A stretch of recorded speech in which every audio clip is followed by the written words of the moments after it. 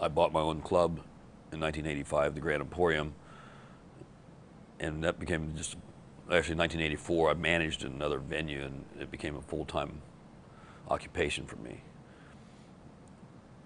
And then by 1990, we merged the Kansas City Jazz Festival with the Kansas City Blues Festival, because Kansas City's music really is a combination of the two. And then that synergy exploded the festival and became a very nice, large event. And in 1991, I heard about a blues cruise that was not a charter, it was a group. And I inquired about getting on. I was told it was sold out.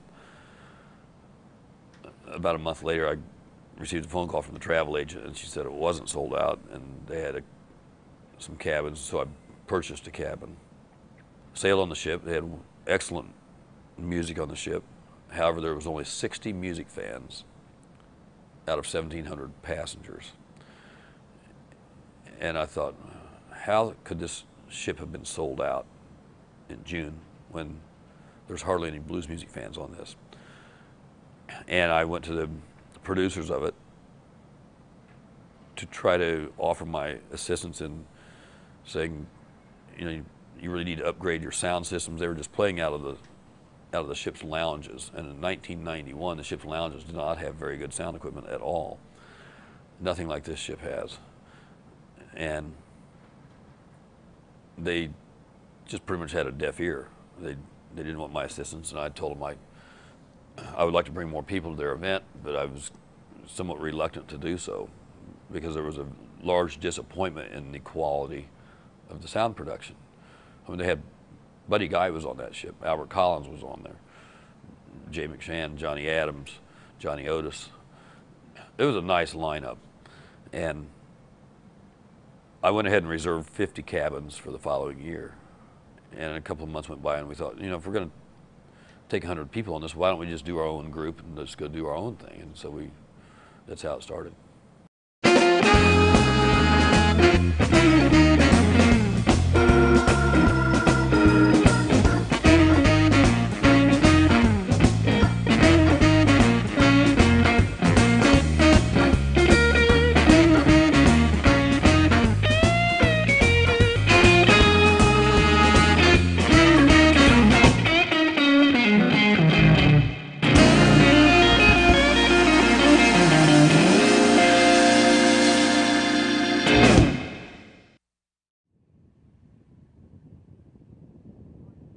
This is actually a year-round full-time job for me, and I assist in the Jam Cruise. I'm one of the partners in that, and I do some other events around Kansas City. But I sold my venue, the Grand Emporium, this past year, which I'd had for 19 years. It was just time for me to really focus on these chartered ships.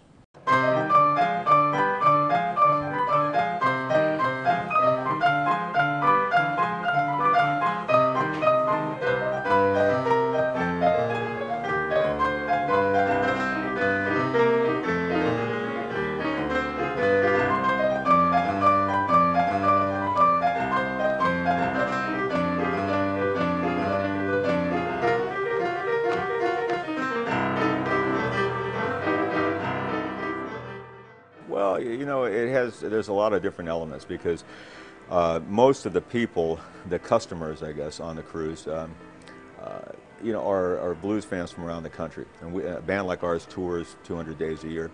So we have people coming up to me that I've met in clubs, have seen us a lot of times, from New York, from California, from Canada.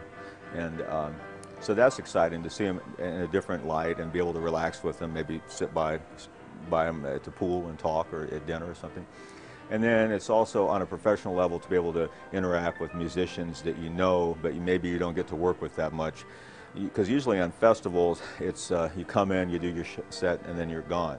On something like this, you can hang out later on, and talk to guys and maybe get together and jam. So it's really a great experience. I won't say it's totally relaxing because there's a lot of things going on, but at the same time, it's hard to think of this as a job. Oh, it's so much fun. I mean, first of all, You know, you got a couple thousand people on a boat that just love blues so much. You know, the real dedicated, diehard fans, and that's really cool. And it's also a good time for me to just run into musicians and people that I don't get a chance to see too often. So you can actually sit down and have conversations and, you know, have a good time, see good music.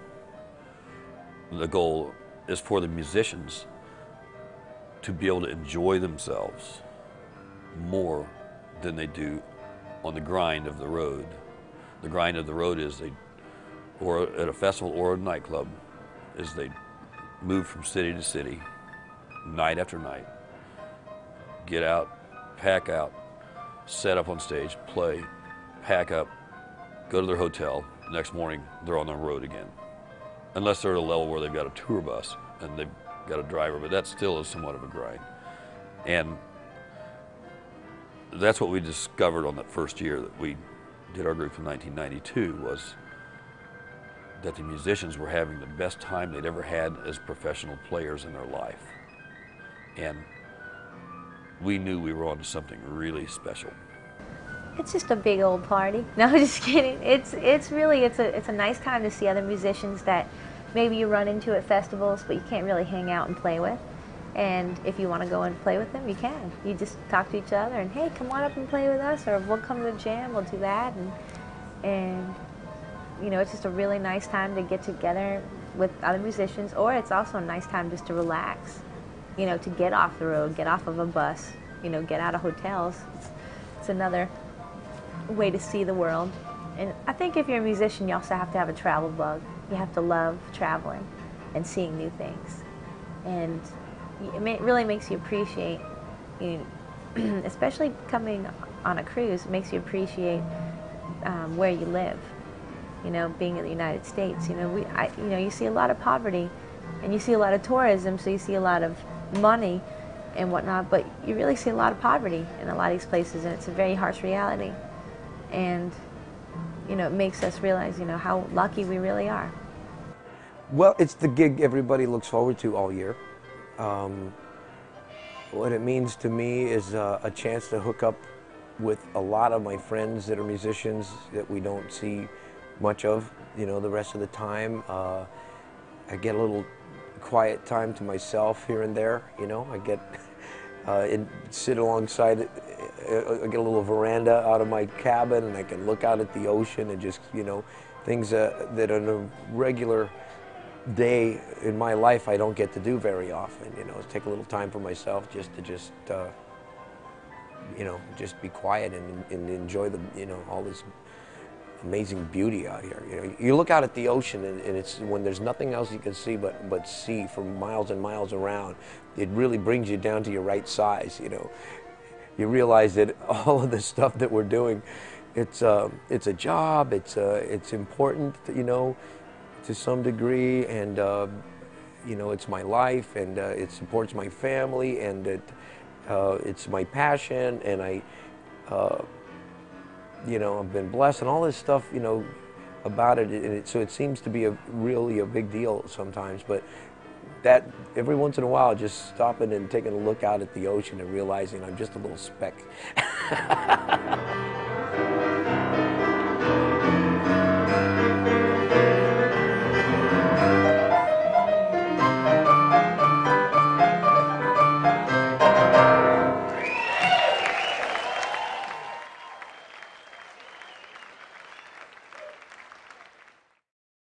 My first cruise was 1995. It was a life-changing experience.